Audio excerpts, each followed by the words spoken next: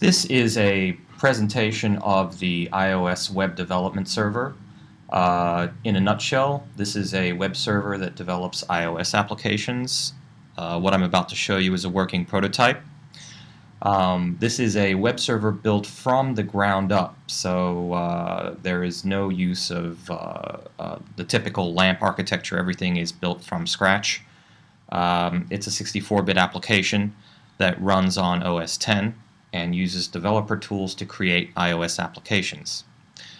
I will be going into the business model in a different presentation. This is purely a technical presentation. In the bottom left-hand corner of the screen, we have the template application, which is a typical Xcode project. Nothing has been altered here. It's just a plain vanilla Xcode application for iOS.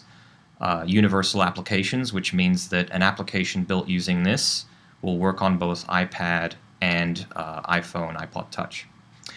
Over here we have the server, and launching the server is just a matter of double-clicking. This is the console for the server. We have the option of setting the port right now. If we hit the start button, it starts the server up. This appears, which is go to web page. We hit this link, and that's just a shortcut for the administrator to launch the web server in a separate window.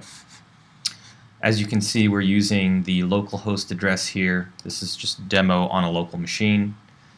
This can be deployed using any kind of domain name if you want to. However, for the sake of simplicity, we're keeping everything on the same machine. The port is using port 8080, which we referenced in the admin panel here. Everything here is built within the application, so it's very simple. It's all encompassing within the app. So there's no additional web server that's needed currently. For the purposes of this demo, we're creating a template application with 4 tabs. Now, one thing that makes this different to every other product that's out right now that's doing content management for iOS is that it is creating a native Objective-C application with no HTML5 or any of that jazz. So basically, a lot of the other content management systems are encasing HTML within a Objective-C wrapper. In this case, there is no HTML. Everything is pure Objective-C.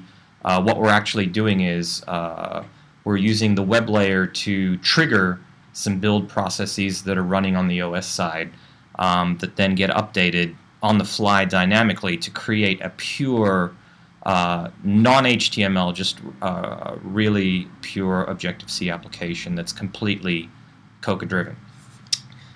Here we can customize, in this very simple example, we could customize the tab names.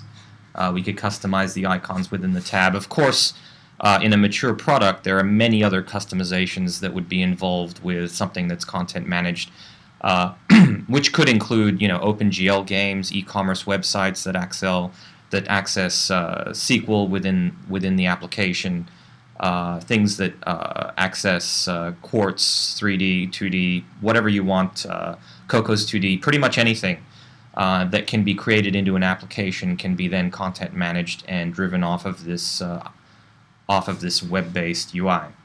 So here we can see that the build is empty.